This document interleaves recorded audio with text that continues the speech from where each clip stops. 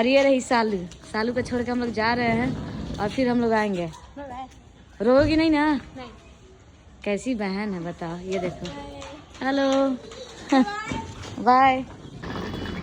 तो हम लोग अभी जा रहे हैं पटना और वहाँ पर कुछ काम है और मेरे को घर पे भी जाना है, तो सोचे कि आवाज ही नहीं जा रहा है, ट्रॉली जाते हैं।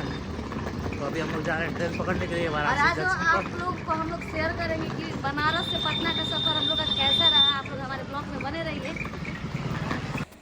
फिर हम लोग बैठ गए थे हवाई में और अपने घर से हम लोग निकल गए थे, मेरा मतलब अपने रूम से। और हम लोग जा रहे थे पटना और मैं बहुत ज़्यादा खुश थी क्योंकि पटना मैं बहुत काफ़ी टाइम से रही हूँ, मुझे बहुत अच्छा लगता है।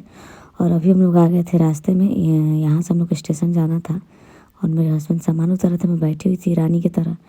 फिर हम लोग आ गए स्टेशन और बहुत अच्छा लगता है यहाँ आके, बहुत सुकून मिलता है। और बोला जाता है कि बनारस में इंसान जो भी सच्चे मन से मांगता है उसे सब कुछ मिलता है। तो आप लोग भी आइए, सब लोग घूमिए बनारस, बहुत मज़ा आएगा। और देखिए मैं अपने हस्बैंड से कुछ कहना चाहती हूँ। हे राजा हम के बनारस घुमाई दा, चल के गोदौलिया के पनावा खियाई दा। ये गाना बहुत फेमस है और ये गाना बनारस के ऊपर बना है, बहुत प्यारा लगता है। और बनारस वाकई में बहुत ज़्यादा खूबसूरत है।